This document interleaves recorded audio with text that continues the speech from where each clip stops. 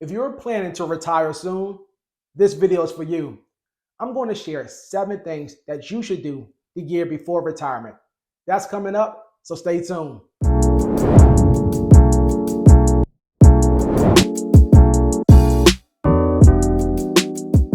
Hi, I'm Jerome Harvey with Fedway Financial, and this is the Money Briefing. On this channel, we cover topics related to personal finance, federal benefits, and retirement planning. So if you find this video helpful, please consider subscribing. Retirement is approaching fast, and you can actually start to see the finish line. But in those last 12 months before retirement, there are still some hurdles to get over. I want to share 7 things that will help you get off to a good start so that you can finish strong. The first thing that you should do is pick a retirement date. One of the most important things that you can do when planning for retirement is giving it an endpoint. Choosing a retirement date creates commitment, and it provides the necessary pressure and motivation to get things moving. Without a retirement date to work towards, you may miss required deadlines or delay the processing of your paperwork.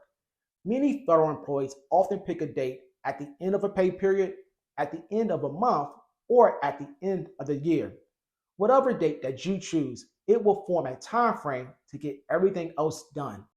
Number 2, you should examine your official personnel folder.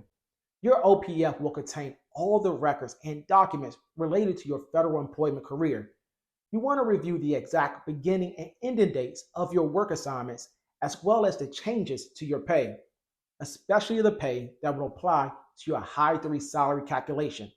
Some other things that you may want to check that could apply to you are military records, breaks in service, part-time employment, and temporary work.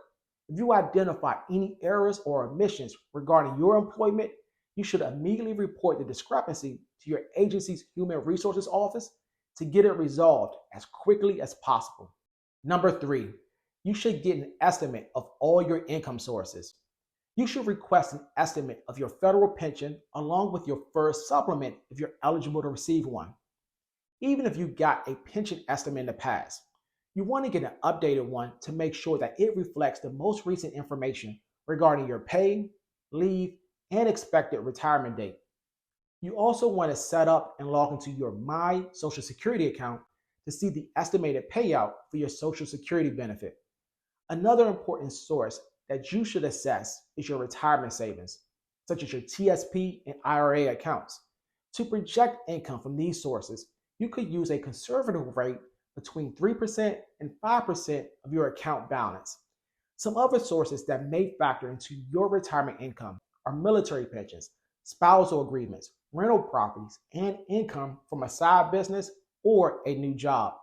Number 4, you should determine your lifestyle and spending needs. Your retirement lifestyle could be impacted by a number of factors, such as where you live, your proximity to family, special hobbies, and travel plans. Your lifestyle will also be influenced by your income and your living expenses. There are a couple of ways that you can gauge your expenses and spending needs. One way is a top-down approach. This is the easiest way, and it just assumes that your spending needs in retirement will be the same as your current income before retirement. To get this number, just look at the total dollar amount that gets deposited to your bank account each month and assume that you would need that same level of pay once you retire.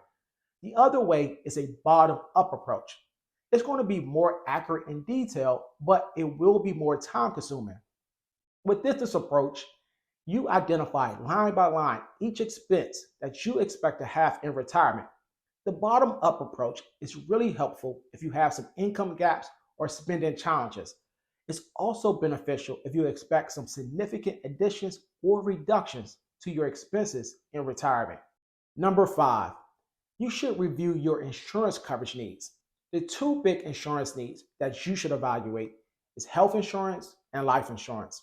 Health insurance is a huge factor in retirement, but you will have the ability to change or modify your coverage during open season every year during retirement. You and your family's current medical condition, as well as your Medicare eligibility, will greatly impact your coverage needs. As for federally, you will have to make some determinations on how much coverage you want what options you want, and what reductions you want. Remember, as a rule, you have to meet three stipulations to continue FEHB and FECLI coverage into retirement. One, you have to be currently enrolled. Two, you have to be continuously enrolled for at least 5 years before your retirement starts. And three, you have to retire on an immediate annuity. Let's move on to number 6. You should assess your savings and investment allocation. Because it will take at least 6 months to receive your full pension, you should make sure that you have enough liquid assets or have a plan on how to cover any potential income gaps once you leave federal service. Generally, money that you will need to access or withdraw in the short term should be protected from the market. As you head into retirement, you should take a fresh look at your level of investment risk. Your TSP and other investment accounts should be diversified in a way that makes sense for your age, risk tolerance, and income needs during retirement. Number 7, you should talk to a financial planner. If all these items seem a little overwhelming, a financial planner could be a great resource. Even if you feel relatively confident in your retirement plan, consulting a financial planner may still be beneficial. Financial planners can help identify potential blind spots that may be overlooked. They can help stress test your financial plans, and they can provide emotional guardrails through objective advice. You also want to look for a financial planner that focuses on planning rather than products.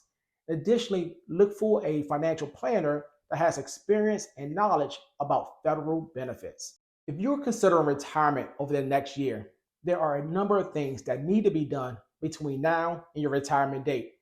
Getting an early start on examining your personnel folder, estimating your income and expenses, evaluating your insurance, savings, and investments, and lastly, discussing your plans with a financial planner can go a long way in improving your experience before and after retirement.